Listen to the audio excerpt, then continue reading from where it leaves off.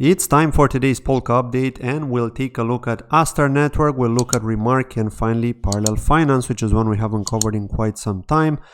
So Astar have some great news for us. NTT Docomo partners up with Astar for Web3 adoption, and we'll take a look at what that actually means very soon. They've also updated us with the quarterly updates for Q4.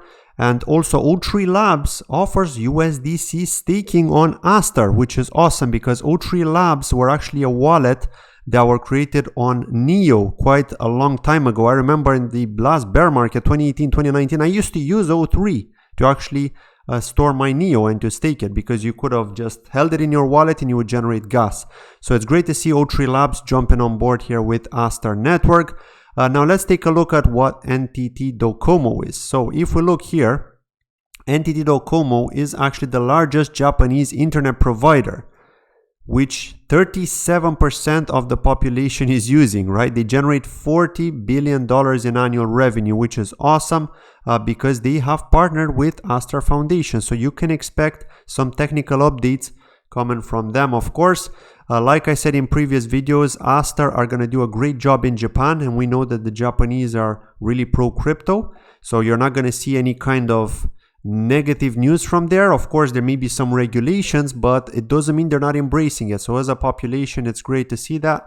It's great to see they embrace it. It's great to see that Astar are collaborating with them. And if you are an Astar holder, I'm sure you're happy because you know that in the next bull run, things are going to do great. Because at the end of the day, if they're developing, if they're providing, if they're delivering, then you will see results. It always happens, right? If you don't see results, then something is wrong, but you will see results as long as they deliver, as long as they do something awesome, and as soon as they take it to that next step, then everything will be fine. So great job from Astar. Let's move on and talk about RMRK here. So we're going to see more and more games on RMRK, which is great. Again, these are like mini style games, so you're not going to see console style games. These are more like the old ones when you used to play on your Sega Dreamcast, you know, but nevertheless, he uses NFT technology on RMRK, and this is one of the games here. Veil of Time is one that's going to launch very soon. They've just dropped the trailer here. I am going to test it out, of course, depending on the price of those NFTs, because if I can't mint one of those NFTs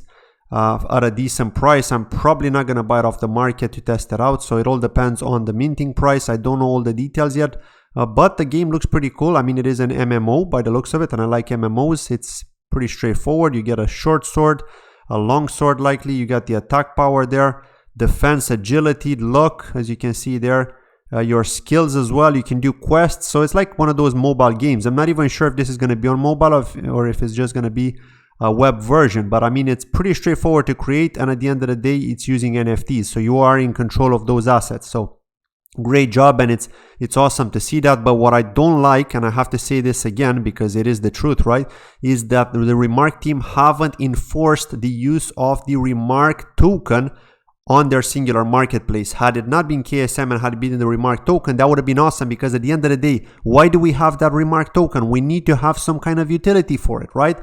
Not just use it as governance for voting, right? And think about that. So yeah, I just hope that the team can maybe do that in the coming future. I don't think they should continue to use KSM because that's just generating more KSM utility, not really RMRK utility.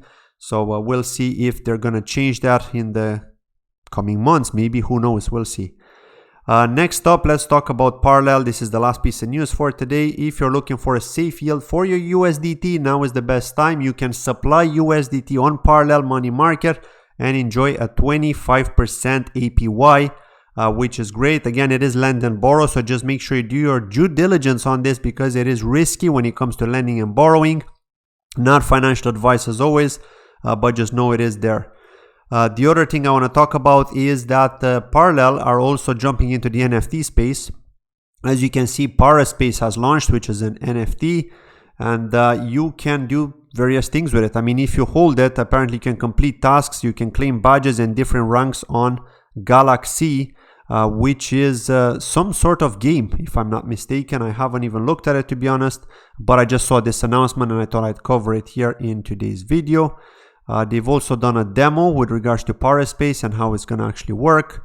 Aside from that, Yubor1, co-founder of Parallel, has also written a thread with regards to their relationship with Alameda Research. If you want to check that out, That was 16 hours ago. I'm guessing that Marvin, the co-founder of Astar Network, had an impact on all the co-founders from the Polkadot ecosystem ever since he's written that awesome thread with transparency, being transparent, I should say, for the whole community. And Yubo is just following with that. And the final thing here, this was quite a while ago, but just in case you didn't know about it, INTR, which is the coin of Interlay, IBTC, Kind, KBTC are now live on Parallel AMM. Users can now bridge over their Interlay assets using the cross-chain product and start exploring new DeFi possibilities in the Parallel ecosystem. And by the way, with Interlay, of course, you can also use their DApp. Their dashboard is live, so you can actually stake that INTR, and you can also bring Bitcoin over from the Bitcoin blockchain over to Interlay and turn it into IBTC by using one of their vaults. And of course, as always, you could have always brought over the BTC from the Bitcoin original chain over to Kintsugi as well to turn it into KBTC. So that's it from today's short video. Thank you for watching as always, and I'll see you in the next video. Take care. Bye-bye.